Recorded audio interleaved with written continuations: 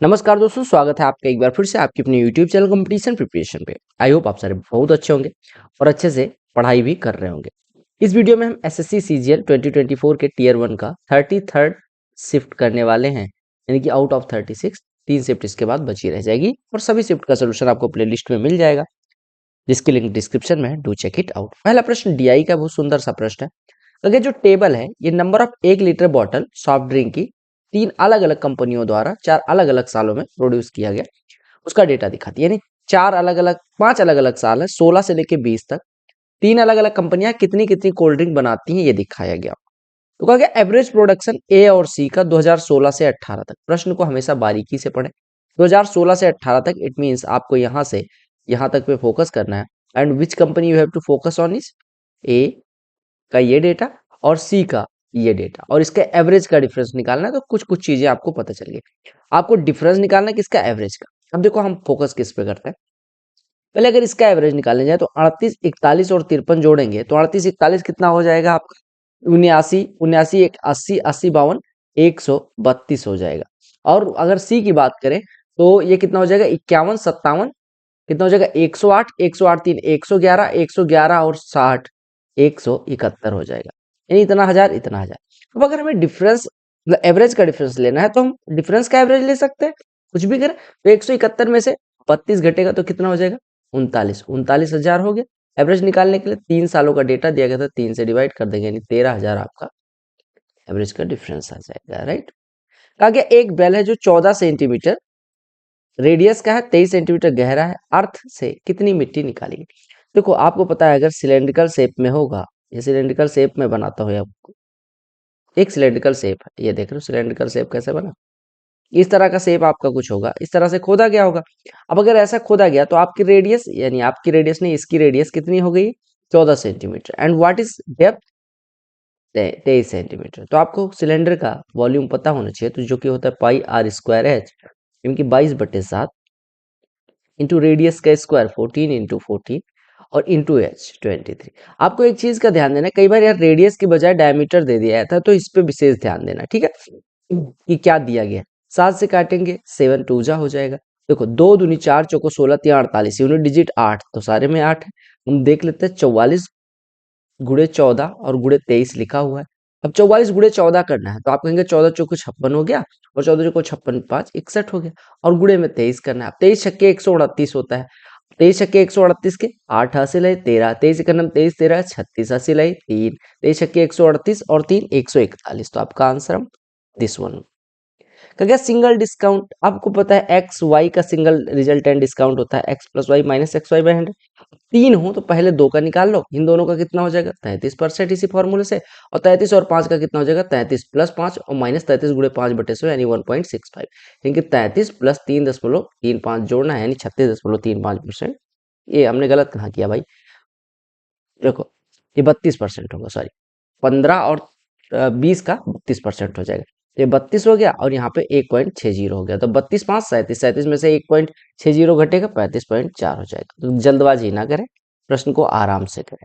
Monthly income Ramesh की 2021 में इतनी थी और मंथली एक्सपेंडिचर इतना। हम 2021 के लिए बात करते हैं, उनकी इनकम कितनी थी और एक्सपेंडिचर कितना था उस पर बात कर लेते हैं। तो कुछ सेविंग हुई होगी, ठीक है, सेविंग इज इक्वल टू होती है इनकम माइनस एक्सपेंडिचर। अब इनकी इनकम थी 18,600, हमने कहा ठीक है 18,600 था। मंथली एक्सपेंडिचर 12,400 था। अब इस साल क्या हुआ, इसकी इनकम 15% से बढ़ी, लेकिन एक्सपेंडिचर जो है वो 8% से बढ़ा, ठीक है। तो आपसे कहा क्या परसेंटेज इंक्रीज उसकी सेविंग्स में क्या हो जाएगा। पहले सेविंग्स कितनी थी, आपने कहा सेविंग्स कितनी भी हो हमें नहीं मतलब है, हमने कहा 18 में से 12 घट जाएगा 6, 6,200 सेविंग थी। अब इस पे 15% बढ़ा, यानी कि सैलरी कितनी बढ़ी, 186 गुणे 15, जो कि कितना हो जाएगा 15 छक्के 90, 15 अट्ठे 120 9 129, 15 एकम 15 और 12 27। और अगर 124 का 8% बढ़ेगा कोई चीज तो कितना बढ़ जाएगा, 8 चौको 32, 8 दूनी 16 और 3 19, 8 एकम 8 1 9, ये तो हो जाएगा। आपने कहा जितनी सेविंग हो रही थी उतनी तो हो ही रही है, अब चूंकि इनकम ज्यादा बढ़ी है एक्सपेंडिचर से तो सेविंग बढ़ जाएगी। सेविंग कितने से बढ़ेगी, 2790 माइनस 992, यानी हम कह सकते हैं 2790, 790 इसमें से घटा देंगे तो बचेगा 202। तो 2000 में से 202 घटाएंगे, 2000 में से 202 घटाओगे तो कितना हो जाएगा 1798। तो 1798, 6200 पे कोई चीज 1798 बढ़ गई, परसेंटेज में कितना हो जाएगा 1798 बटे 62। आप 30 बार जाएगा, नहीं जाएगा। हम कितनी बार, 2 से काटेंगे 31, 2 से काटेंगे 2 8 2 9 2 9, ये तो हो जाएगा। आप कहेंगे 31 से काट देंगे, 31 दूना 62, कितना बचेगा 27, 279, 31 नवैया 200, यानी 29% की वृद्धि हो जाएगी। 3 साइन, अब आपको एक फॉर्मूला पता होगा, 3 साइन ए माइनस 4 साइन क्यूब है, ये क्या होता है, साइन 3 है, तो ये साइन 3 है, यानी साइन 3 इंटू 15, साइन 45 की वैल्यू 1/√2 आपका आंसर हो जाएगा। कहा गया एक पॉइंट टी से एक टेंजेंट टीपी पॉइंट पी पे खींची गई है। देखो एक वृत्त होगा, उसी पे टेंजेंट खींची गई होगी, यानी दिस वन इज अ वृत्त। अब कहा गया एक टेंजेंट है टीपी खींचा गया है, दिस वन इज टीपी, ये टी है, ये पी टेंजेंट खींची गई, राइट, टीपी टेंजेंट खींची गई। अब आपसे क्या कहा गया, सेंटर वो है, एक सेकेंड है टी क्यू आर, क्यू जो है वो टी के निकट है, निकट है, ये इस तरह से टी क्यू आर खींचा गया, दिस वन इज क्यू और this one is R, right. अब आपसे क्या कहा गया, triangle P Q R is inscribe into the circle, P Q R जो है वो इंस्क्राइब कर दिया गया, पी क्यू और इस तरह से आर बना दिया गया, ठीक है। Draw O Q and O R, O Q और ओ आर को ड्रॉ कर दो, ओ क्यू और ओ आर को ड्रॉ करने जाएंगे तो ओ क्यू ये वाला हो जाएगा और ओ आर ये वाला हो जाएगा, राइट। अब आपसे क्या कहा गया, पी टी क्यू जो एंगल है, पी टी क्यू यानी ये वाला एंगल 27 डिग्री है और टी पी क्यू जो है 55 डिग्री है, ये 55 डिग्री है, ठीक है। तो आपसे कहा गया कि किसकी वैल्यू बतानी है, तो आपको आर ओ क्यू एंगल की वैल्यू बतानी है। R O Q, R O Q कौन सा एंगल होगा, आर ओ क्यू यानी ये वाला एंगल हो जाएगा, ठीक।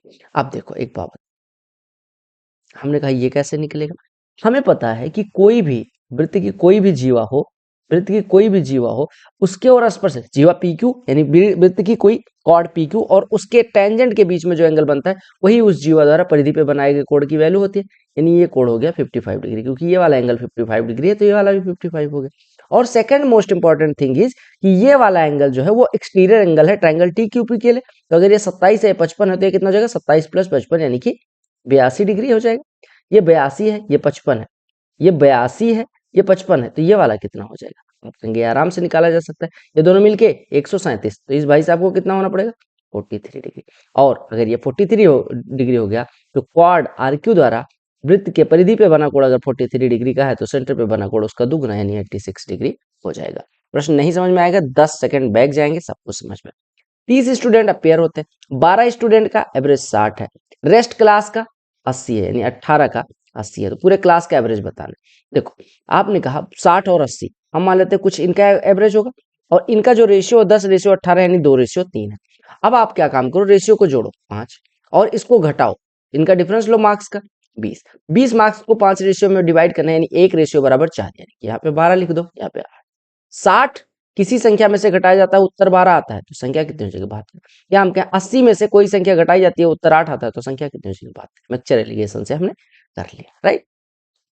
अगर प्रणव ऐसा प्रश्न मैंने डिटेल में करवाया है, लिंक डिस्क्रिप्शन में डाल दे रहा हूं, आप देख सकते हैं, वैसे मैं समझा भी दे रहा हूँ, ठीक है, बहुत डिटेल में उसमें समझाया। कहा गया कोई धन अगर साधारण ब्याज पे उधार लिया जाता है, ठीक है, तो मान लो 3,35,180 रुपए उन्होंने उधार लिया। अब समझो प्रश्न को, कहा गया 1 साल बाद 13% ब्याज लगा होगा, 13% इसका कितना हो जाएगा, गुणा कर लो 13 से, 13 8 104, 13 1 नम 13 और 10 23, हासिल आई 2, 13 1 नम 13 2 15, सॉरी तो 23, 13 पचे 65 2 67, हासिल आई 6, 13 तिया 39 और 6 45 के पास, हासिल आई 4, 13 तिया 39 4 43, यानी इतना 1000 रुपए का ब्याज पड़ गया, इतने 1000 रुपए का ब्याज पड़ गया। पहले साल के अंत में हो जाता है वो 23,060 रुपए पे करके चला आता है।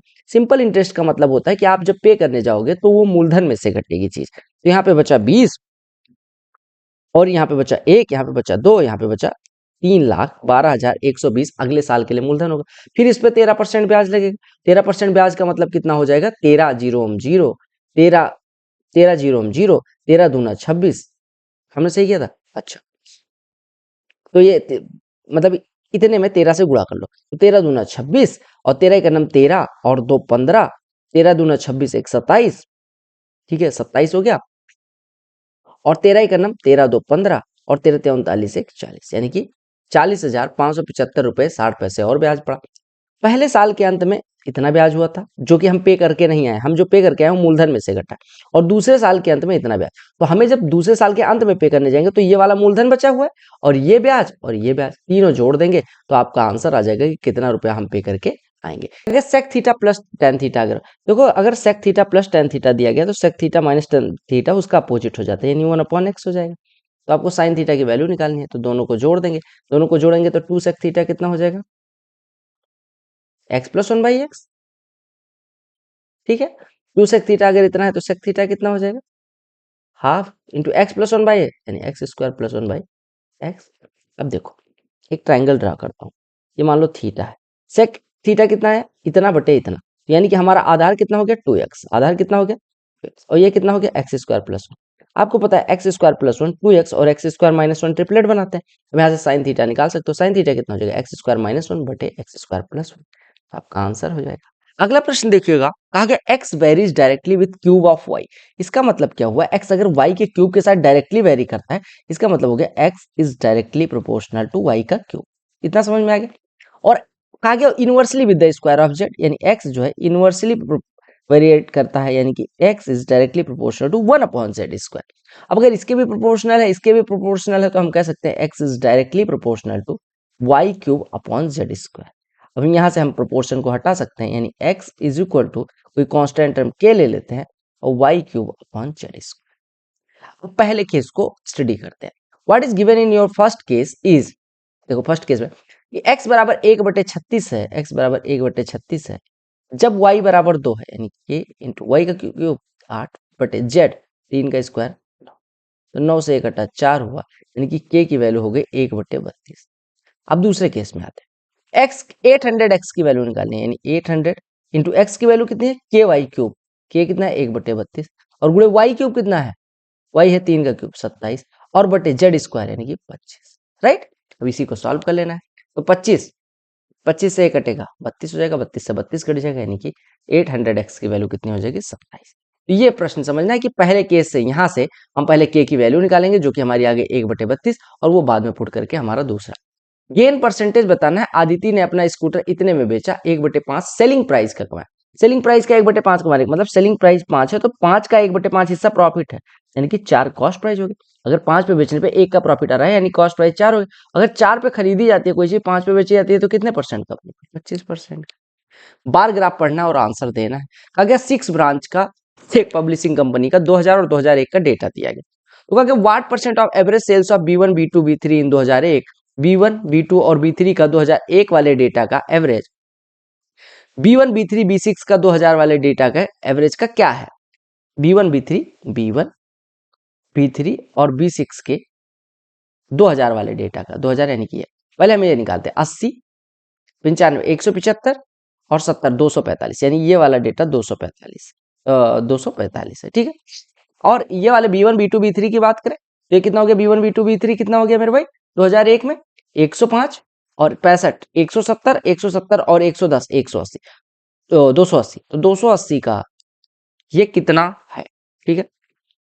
अब 280 का 245 कितना है, आप कहेंगे 245 बटे 280 गुणे में 100, तो 20 पंजे 100, 20 से कटेगा ये 14 हो जाएगा, 7 से कट रहा है, देखो 7 दूनी 14, 7 से काटेंगे ये 35 हो जाएगा, 35 पंचे 175 बटे 2, 175 बटे 2 कितना हो जाएगा 87.5%।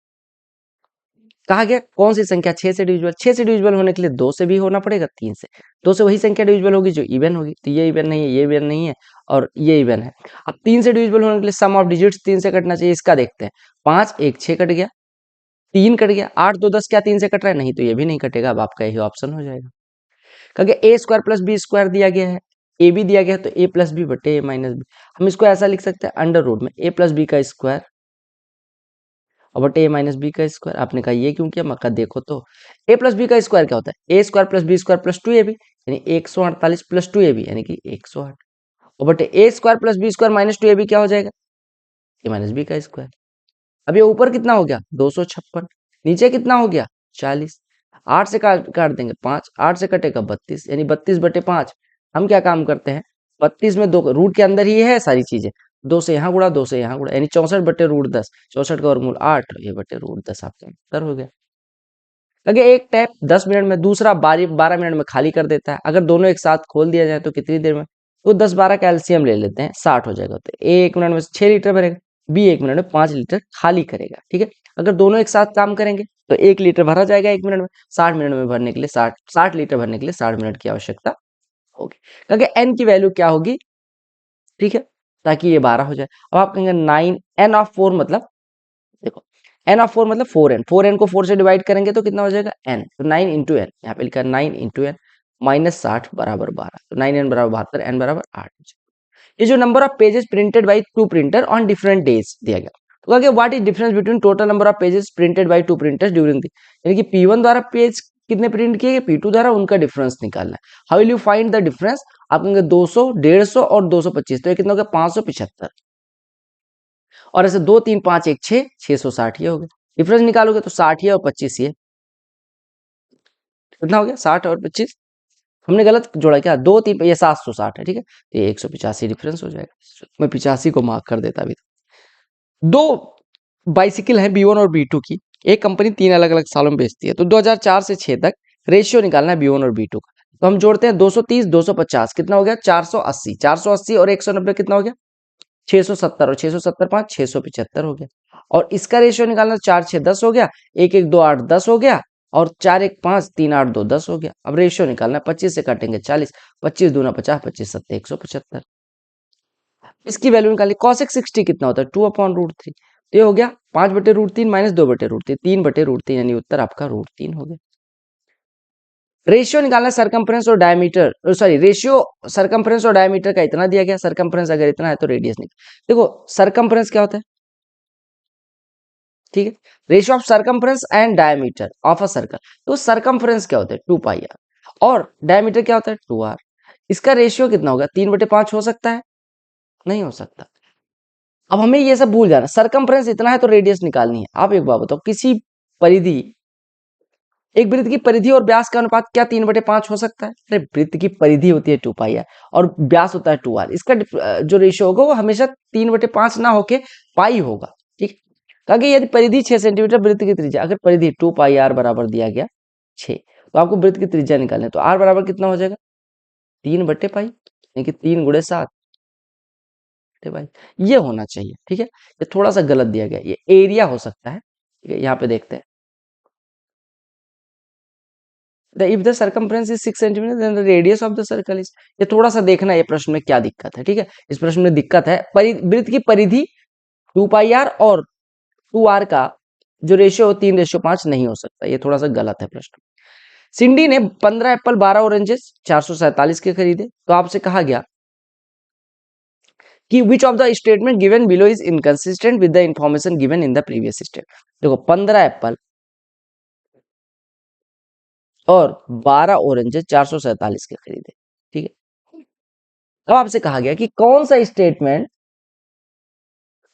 स्टेटमेंट इनकंसिस्टेंट है। ठीक है, अब देखो, अगर कहा गया 12 ऑरेंजेस है, ठीक है, अगर हमसे कहा गया 35 एप्पल खरीदे और 28 ऑरेंजेस खरीदे, तो इसका 1029 रुपए देगी क्या?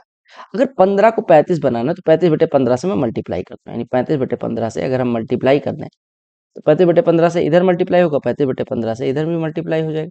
वो सब छोड़, 35/15 से कितना मिलेगा? 35 एप्पल प्लस, अगर हम इसको सॉल्व करेंगे, 3 चौको 12, 3 पचे 15, यानी 35 चौक 5 से कट जाएगा, ये 7 हो जाएगा, यानी 7 चौको 28 ऑरेंजेस। इसकी कीमत कितनी हो जाएगी? 447 गुणे 35/15, यानी कि 5 तिया 15, 5 सते 35, 3 से काटेंगे तो 3 एकम 3, ये 3 चौको 12, 3 9 27, और 7 से 149 में मल्टीप्लाई करेंगे तो 7 9 63, 7 चौको 28 6 34, और 7 एकम 7 3 10, यानी कि 35 फल और 28 ऑरेंजेस की कीमत 1043 होनी चाहिए, यहाँ पे 1029 दिया गया, ये गलत। ठीक है, कहा गया एक ट्राइंगल पी क्यू आर में एस और टी मिड पॉइंट है पी क्यू और पी आर के। देखो पी क्यू और आर दिया गया, पी क्यू और पी आर के मिड पॉइंट एस और टी है, ये एस है और दिस वन इज टी। ठीक है, क्यू आर की लंबाई 12 है, एस टी पैरेलल है। आपको पता है अगर किसी त्रिभुज में आधार के पैरेलल एक लाइन खींची जाए और वो मध्य बिंदुओं को मिला रही हो तो एस टी की लंबाई हमेशा क्यू आर की लंबाई की आधी हो जाएगी। तो अगर ये 12 है तो ये कितना हो जाएगा? 6 हो जाएगा।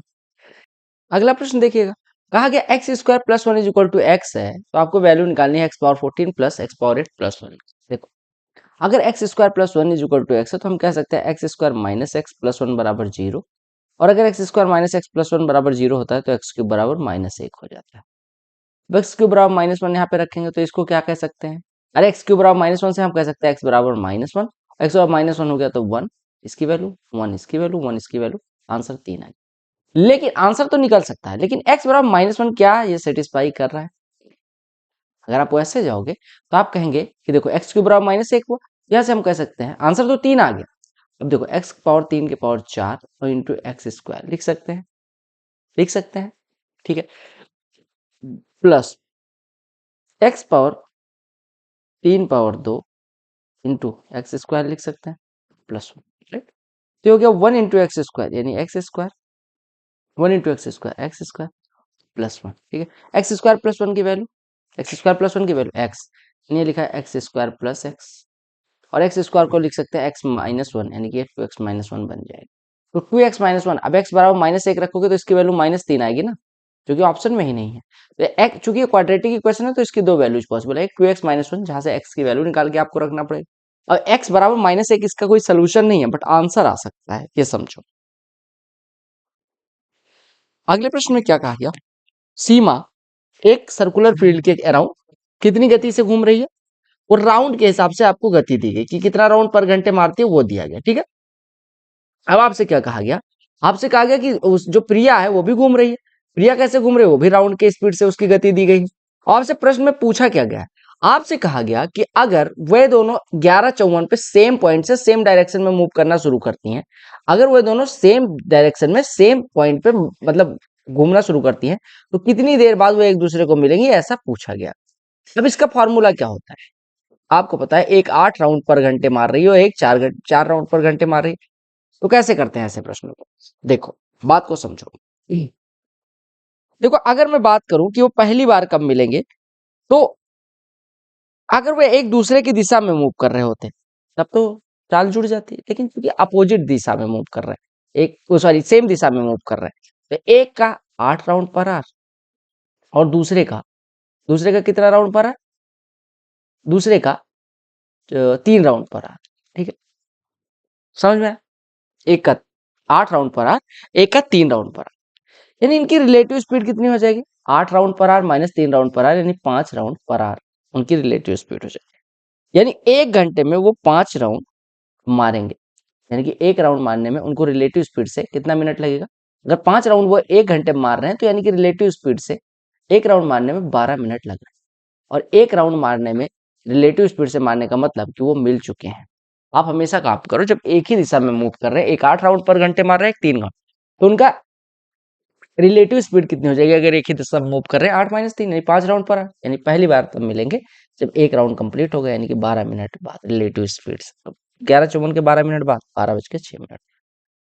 और ये प्रश्न देखो, कहा गया फिगर में quadrilateral P Q R S का वर्टिसेस सरकमफ्रेंस पे है, कहा गया क्यू ओ एस बराबर 20x डिग्री है, क्यू आर एक्स बराबर 26x, तो आपको x की वैल्यू निकाल। देखो सिंपल सी बात, इस जीवा द्वारा वृत्त के परिधि पे बना कोण 20x, केंद्र पे बना कोण 20x है, तो परिधि पे बना कोण 10x। और ये साइक्लिक क्वाड्रिलेटरल है, आमने सामने के कोणों का योग 180 है, यानी 26 प्लस 10 है, 36x बराबर 180 डिग्री। तो यहाँ से x बराबर कितना हो, these were 25 questions asked in this shift। मिलते हैं अगली शिफ्ट में, तब तक के लिए bye, take care, love you all the very best, all,